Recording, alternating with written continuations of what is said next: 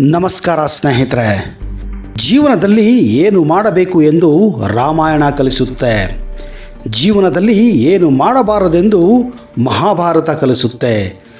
ಆದರೆ ಜೀವನದಲ್ಲಿ ಹೇಗೆ ಬದುಕಬೇಕೆಂದು ಭಗವದ್ಗೀತೆ ಕಲಿಸುತ್ತೆ. ನಮ್ಮ ಹಿಂದೆ ಮಾತಾಡೋರ ಬಗ್ಗೆ ತಲೆ ಕೆಡಿಸ್ಕೋಬೇಡಿ. ಯಾಕಂದರೆ ಅವರಿಗೆ ಮುಂದೆ ಮಾತಾಡುವ ಯೋಗ್ಯತೆ ಇರಲ್ಲ. ಎಲ್ಲಿಯವರೆಗೆ ಎಲ್ಲವನ್ನು ಸಹಿಸಿ ಸುಮ್ಮನಿರುತ್ತೇವೆಯೋ ಅಲ್ಲಿಯ ತನಕ ನಾವು ಎಲ್ಲರಿಗೂ ಒಳ್ಳೆಯವರೇ. ಒಂದು ವೇಳೆ ಅನುಭವಿಸಿದ ಅನ್ಯಾಯವನ್ನು ಬಾಯಿ ಬಿಟ್ಟು ಹೇಳುತ್ತೇವೋ ಎಲ್ಲರಿಗಿಂತ ನಾವೇ ಹೆಚ್ಚು ಕೆಟ್ಟವರಾಗುತ್ತೇವೆ.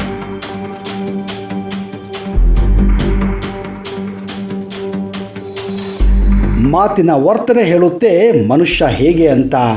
ವಾದಿಸುವ ವರ್ತನೆ ಹೇಳುತ್ತೆ ಅವನ ಜ್ಞಾನ ಎಷ್ಟು ಅಂತ.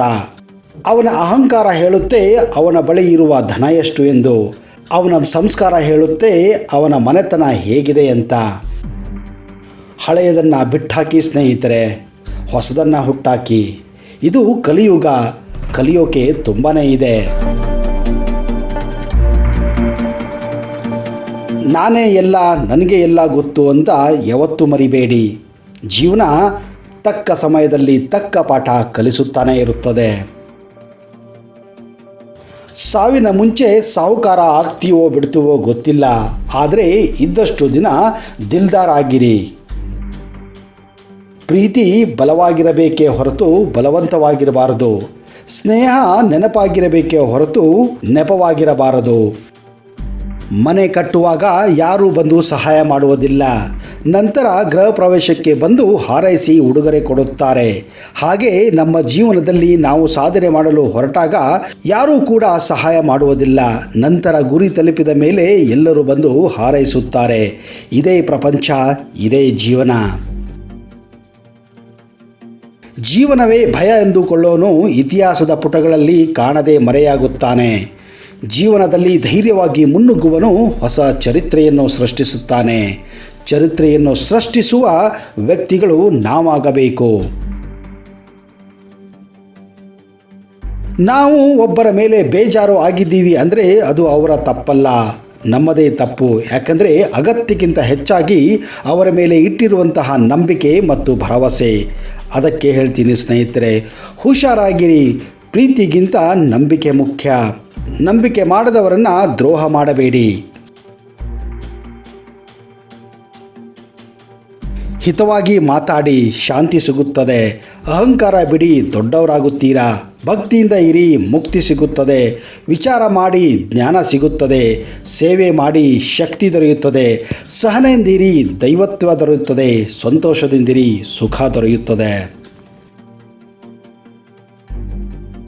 ಬಂಧು ಬಳಗಕ್ಕೆ ಮತ್ತು ಸ್ನೇಹಿತರಿಗೆ ನಾವು ಸಹಾಯ ಮಾಡುವ ದಿನಗಳಷ್ಟು ಮಾತ್ರ ಅವರಿಗೆ ನಾವು ಒಳ್ಳೆಯರಾಗಿರುತ್ತೇವೆ. ನಮ್ಮಿಂದ ಒಂದು ಚಿಕ್ಕ ತಪ್ಪು ಆದರೂ ಸಹ ಅವರು ಹಿಂದೆ ಮಾಡಿದ ಎಲ್ಲ ಸಹಾಯವನ್ನು ಮರೆತು ನಮ್ಮ ಬಗ್ಗೆ ಕೆಟ್ಟದಾಗಿ ಮಾತಾಡಲು ಶುರು ಮಾಡುತ್ತಾರೆ. ನಾವು ಮಾಡುವ ಕೆಲಸಗಳು ಎಂದಿಗೂ ಜನರನ್ನು ಸಂತೃಪ್ತಿಗೊಳಿಸಲು ಸಾಧ್ಯವಿಲ್ಲ. ಇದನ್ನು ಯಾವತ್ತೂ ಗಮನದಲ್ಲಿಟ್ಟುಕೊಳ್ಳಿ.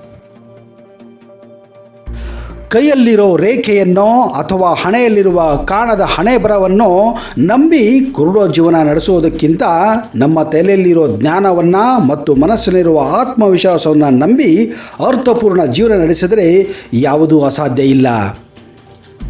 ನಮ್ಮ ನೆರಳೆ ನಮ್ಮನ್ನು ಕತ್ತಲಾದಾಗ ಬಿಟ್ಟು ಹೋಗುವಾಗ ಇನ್ನು ಬೇರೆಯವರು ನಮ್ಮ ಜೊತೆ ಯಾವಾಗಲೂ ಇರುತ್ತಾರೆ ಎಂದು ನಿರೀಕ್ಷೆ ಮಾಡುವುದೇ ನಮ್ಮ ಅತಿ ದೊಡ್ಡ ಮೂರ್ಖತನ. ಚಂದ್ರಗುಪ್ತ ಒಮ್ಮೆ ಚಾಣಕ್ಯನನ್ನು ಕೇಳುತ್ತಾನೆ, ಎಲ್ಲವೂ ಹಣೆ ಬರದಲ್ಲಿ ಬರೆದಿದ್ದಾರೆ ಅಂದ ಮೇಲೆ ಪ್ರಯತ್ನ ಪಟ್ಟು ಫಲವೇನು? ಅದಕ್ಕೆ ಚಾಣಕ್ಯ ಚಾಣಕ್ಯತೆಯಿಂದ ಉತ್ತರಿಸುತ್ತಾನೆ, ಯಾರಿಗೆ ಗೊತ್ತು, ಪ್ರಯತ್ನ ಪಟ್ಟರೆ ಸಿಗುತ್ತದೆ ಎಂದು ಹಣೆ ಬರದಲ್ಲಿ ಬರೆದಿದ್ದರೆ ಅದು ನಿಮಗೂ ಸಿಗಬಹುದಲ್ಲ.